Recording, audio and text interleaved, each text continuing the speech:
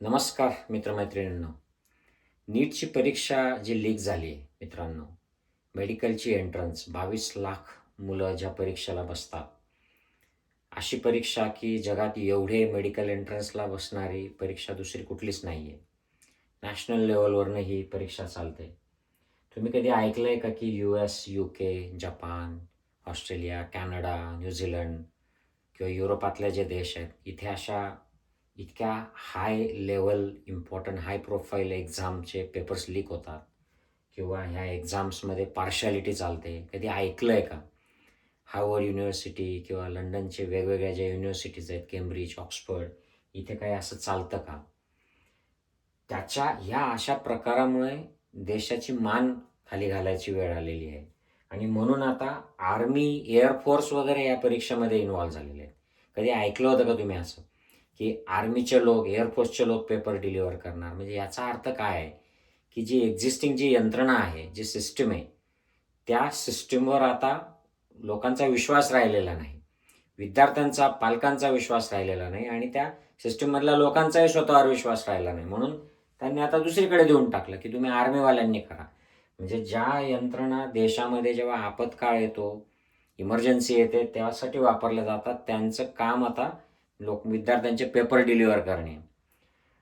हे असे major blunder हे ह्या वर्षाचं नाही आहे, हे गेल्या काही वर्षापासून सुरूच आहे. तर याच्यावर पर्याय हा जो आहे, हे ठिगळं लावण्यासारखं वाटतंय मला. आर्मी आणि एअरफोर्स आणि ह्या प्रकारचं. हे म्हणजे सगळ्यात आधी खरं एवढे ब्लंडर्स, एक साधं डिसिजन, फायनान्शियल डिसिजन चुकीचं घेतलं किंवा एक प्रॉमिस फुलफिल नाही झालं. तर UKमध्ये प्राईम मिनिस्टर राजीनामे देतात. कित्येक प्राईम मिनिस्टरने गेल्या काही वर्षामध्ये राजीनामे दिलेले आहेत. आणि ही जशीच्या तशी यंत्रणा राहिलेली आहे. अजून याच्यातलं कोणालाच जबाबदार धरलं गेलं नाही, कोणाला जेल नाही, काही नाही, काहीच झालेलं नाही आहे. याच्यावर पर्याय काय आहे? तर हे बरखास्त केलं पाहिजे हे सगळे सिस्टम. आणि जे लोक लायक आहेत, ज्यांना ती कॅपॅबिलिटी आहे, ज्यांना त्यातलं व्हिजन आहे, ज्यांना त्यातला एक्सपर्टाईज आहे, ज्याची तळमळ आहे, तसे प्रामाणिक लोक त्या सिस्टममध्ये घेतले पाहिजेत.